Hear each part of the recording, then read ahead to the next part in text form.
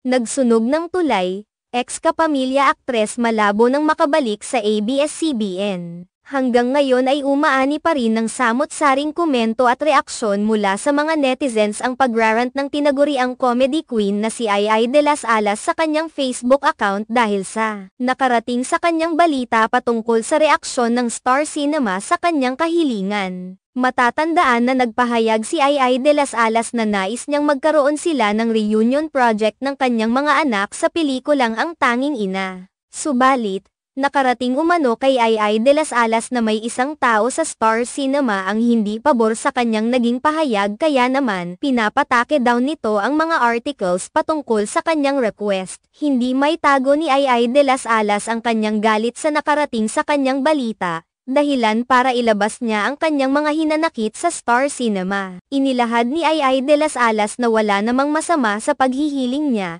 at wala ring masama kung hayagan itong nireject ng Star Cinema dahil hindi naman umano siya mamimilit. Ang kanyang ikinaiinis ay ang pagsasabi ng isang taon na i-take down ang mga articles na naglalaman ng mga balita patungkol sa kanya. Dagdag pa ni Ai Ai de las Alas na kung umasta ngayon sa kanya ang Star Cinema ay tila ba hindi siya pinagkakakitaan ng mga ito noon. Inilahad pa ni Ai Ai de las Alas na masaya naman siya ngayon sa GMA, ang kanyang bagong tahanan. Samantala, kaagad namang umani ng samot-saring komento mula sa mga netizens ang post na ito ni Ai Ai de las Alas. Marami ang nagsasabi na tila tuluyan ng sinusunog ni Ai Ai de las Alas ang kanyang tulay sa Star Cinema. Marami rin ang halos hindi makapaniwala sa ginawa ni Ai Ai de las Alas kung saan tila hindi nito iniisip ang maaring may dudulot ng kanyang pagrarant sa kanyang Facebook account. May mga natatawa na lamang rin kay Ai Ai de las Alas dahil tila hindi pa rin umano natatanggap nito na nalalaos na siya at kukunti na lamang ang mga tagahanga.